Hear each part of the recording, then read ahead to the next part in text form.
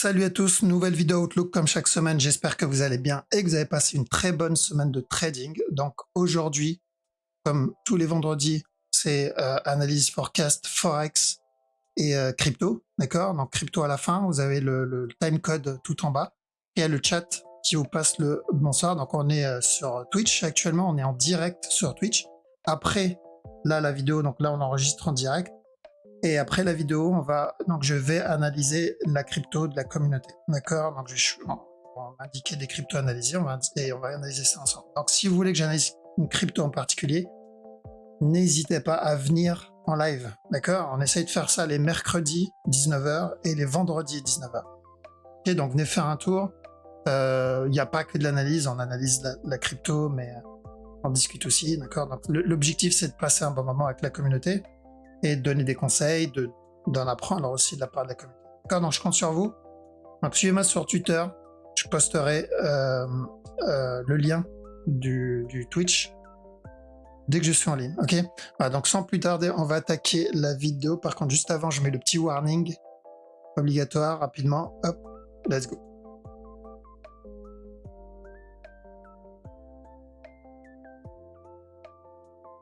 Ok, je sais pas si vraiment la musique est trop forte. Franchement, j'ai toujours un doute là-dessus. Je vais la baisser de mon côté au cas où. Voilà. Alors, donc, on commence par ODE CHF. Alors, la majorité des ODE ont invalidé les structures internes. D'accord? Il y a eu un gros mouvement. Ça, on l'avait vu mercredi. Donc, les petites structures ont été invalidées. Maintenant, sur la grosse structure, ça n'a pas trop changé. Donc, ici, on a dit que ce mouvement, il était correctif, on cherchait de l'achat. Mais le move ici, il était aussi correctif. Donc, on a dit, faites attention, on peut avoir un dernier plus bas avant le. Il en a décidé autrement. Donc, il a décidé de valider le gros move tout de suite. Le problème avec ça, c'est que cette structure reste corrective. D'accord? Et ça, ce n'est pas bon pour ceux qui sont dans l'achat. Commencez à monter vos stops. Tant qu'on est sur la trend, donc c'est une structure 1 heure, ça. On continue à chercher les buy setup. Parce que pour moi, ce mouvement, c'est au moins un gros B. D'accord? Un A, un gros B. Maintenant, on peut pas savoir jusqu'où peut aller ce B. Donc, on profite de ça. Donc, les bails en 1 heure. Mais à chaque nouveau plus, on fait attention parce que, comme je dis, je n'aime pas ce genre de mouvement. C'est une fin de structure. Là, j'ai une fin de structure ici, mais aussi là-dedans, dans le plus gros mouvement. Voilà, pas la meilleure structure ici. Et la majorité des odds, comme j'ai dit, ils ont invalidé le mouvement interne.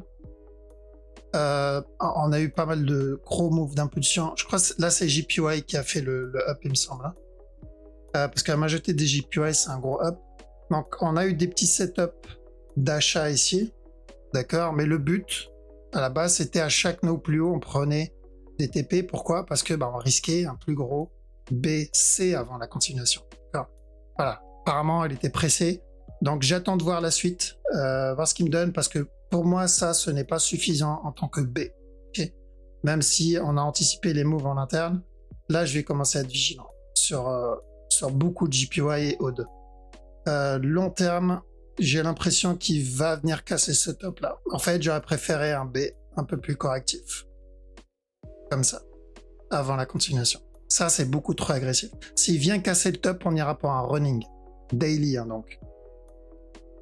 Même chose ici, donc c'est un haut de toute façon. Donc attention, à la cassure du top, on risque un regular flat.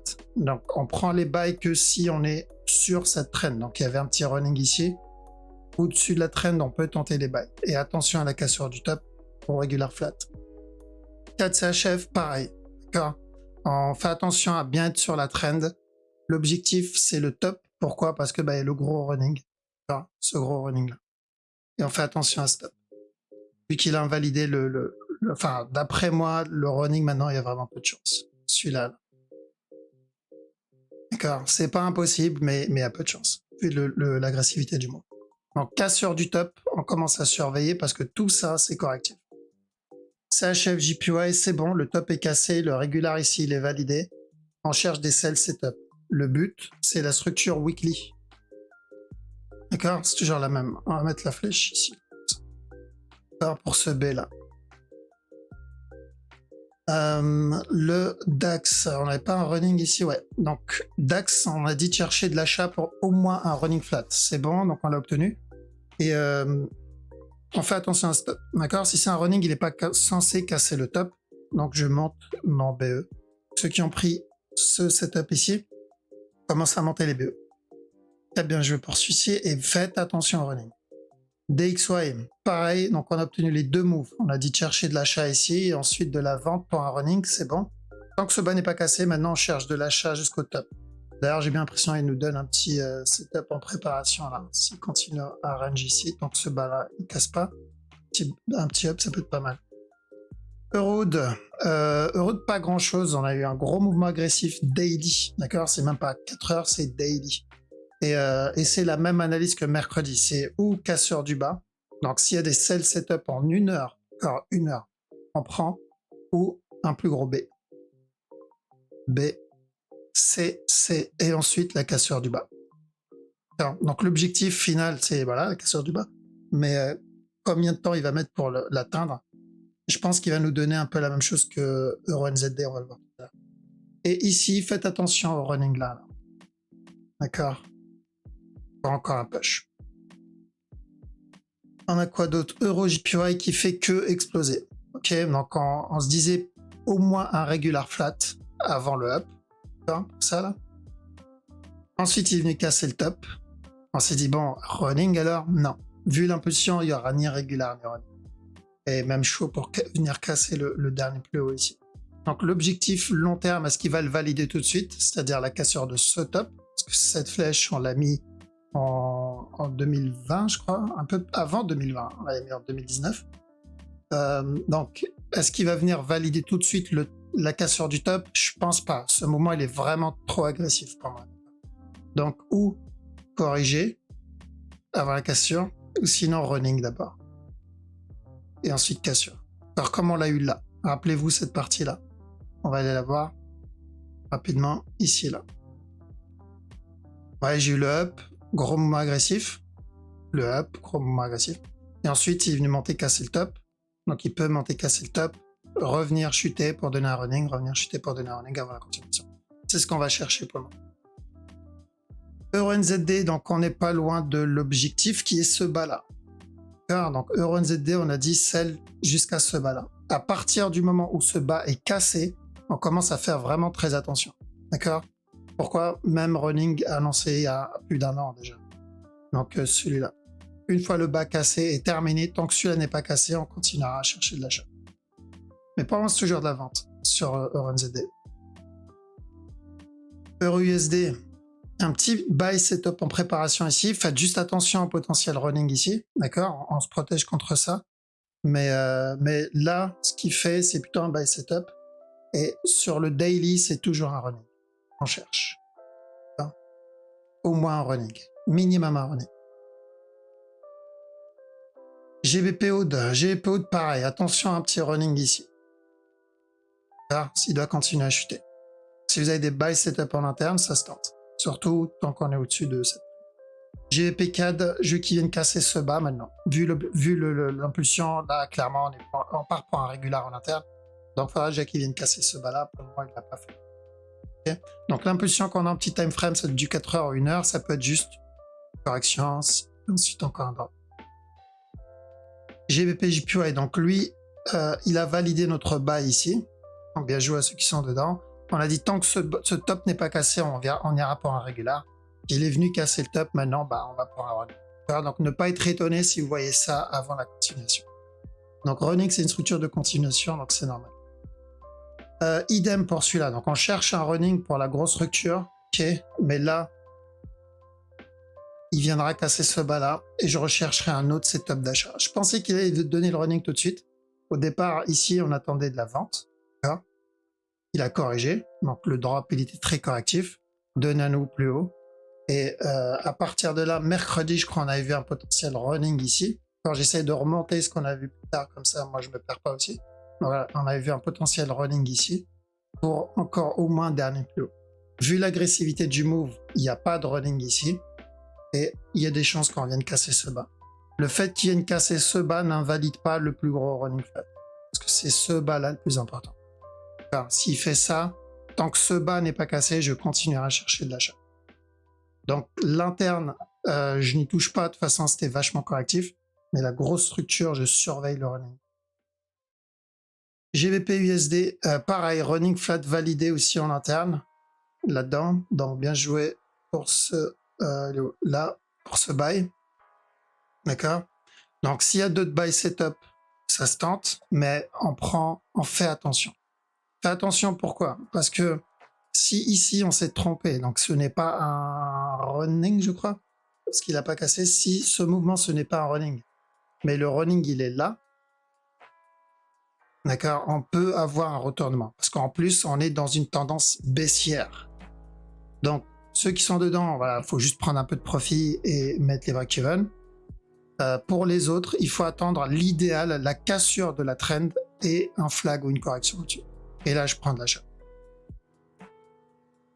NZD-CHF, cassure du top, donc on va buy jusqu'à la cassure du top, ou une structure plus complexe avant la cassure du top. Dans les deux cas, cassure du top. NZD-JPY, bon, lui, apparemment, il n'avait pas le temps.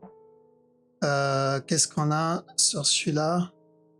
Et la structure en interne n'est pas suffisamment corrective pour moi. Donc, je vais faire attention à running. Et ouais, je vais faire attention. Ça, ce n'est pas suffisant, d'accord? Par rapport à la grosse impulsion qu'il va donner, qu'il a déjà donné. Donc, ne pas être étonné si on a une grosse structure corrective plus tard. Maintenant, ça, c'est du daily. 4 heures, pas grand-chose, et je dois faire attention à ça. D'accord? Avant la continuation. Pas la NZD, c'est pas les meilleurs trades aussi avec les hauts de là. Ça, ok. Donc, le running validé. Pour moi, s'il vient casser ce bas, ce n'est pas trop tard. D'accord? Il peut très bien après ça donner un drop. Mais l'objectif daily, c'est la cassure de ce top. Alors ça, pour moi, c'est correctif. J'attends encore un push.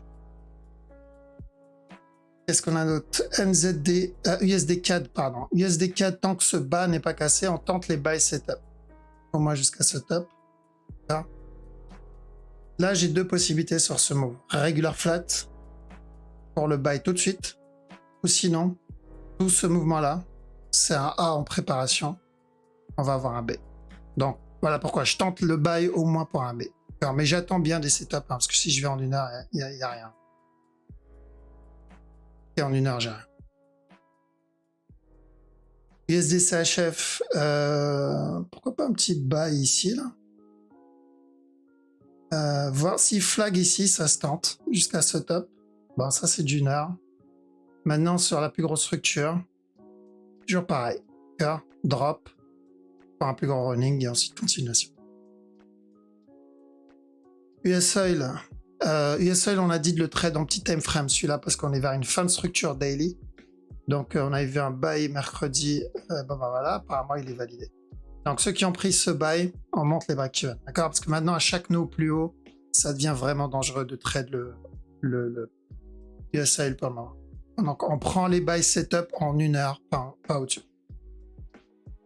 Pareil, continue les buy setup sur le silver. Ok, l'objectif, c'est la grosse structure, toujours. Même s'il donne un nouveau plus bas, on focus les buy setup. Le gold, c'est la même chose. Le gold, attention juste à ça.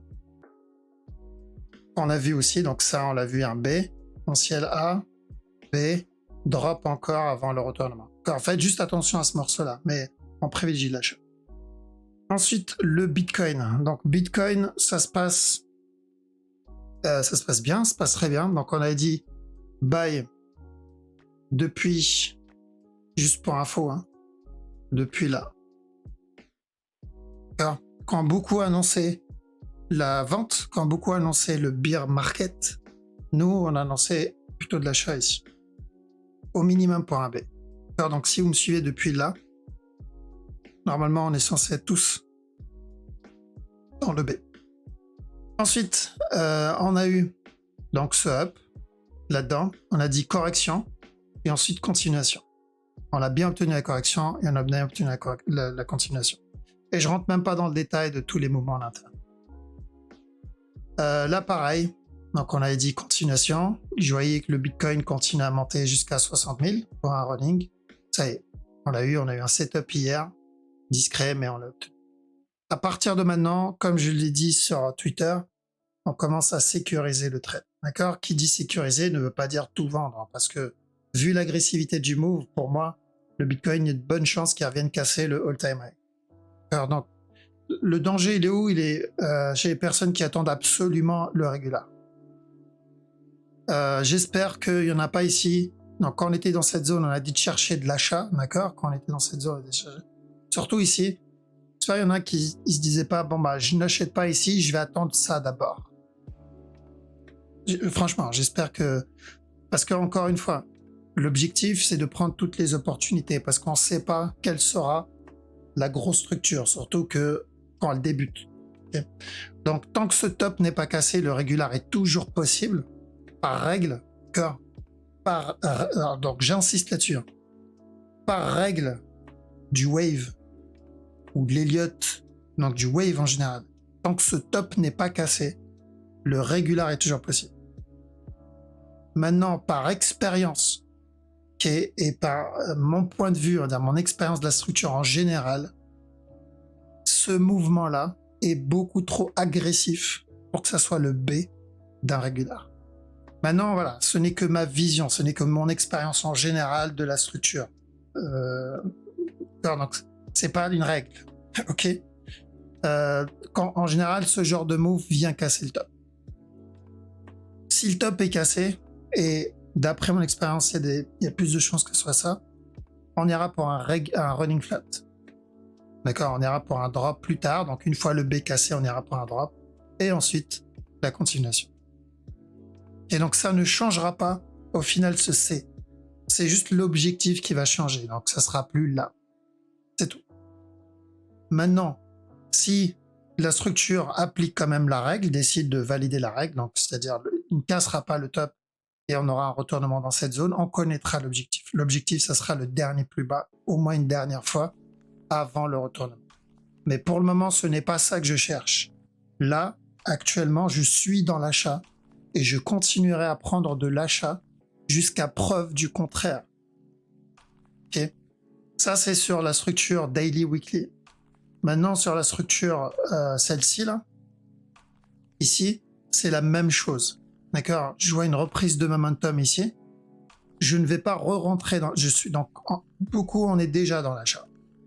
Donc, on est rentré là, dans cette structure-là, dans celle-ci et dans le running.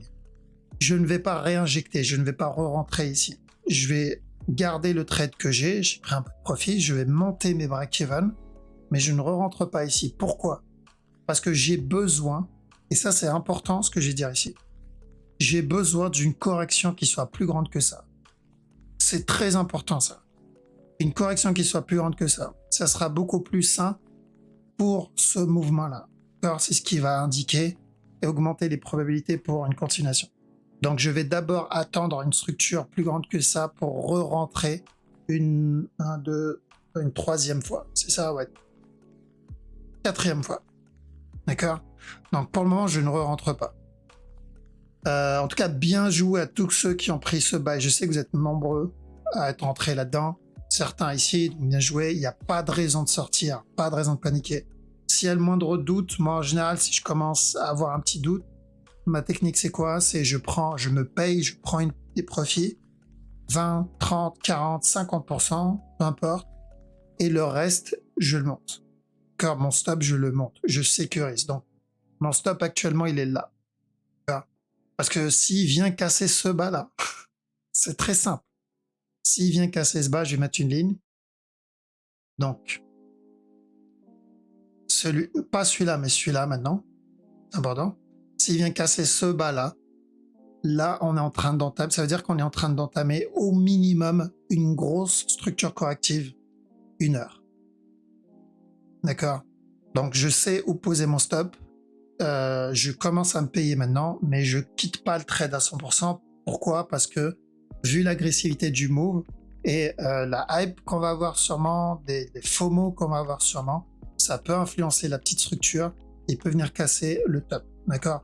C'est à partir du moment où le top est cassé, on va devoir vraiment trade en interne pour anticiper le running. Okay, une fois le running obtenu, là, ça sera vacances. Là, ça sera on va dire le voyage parfait.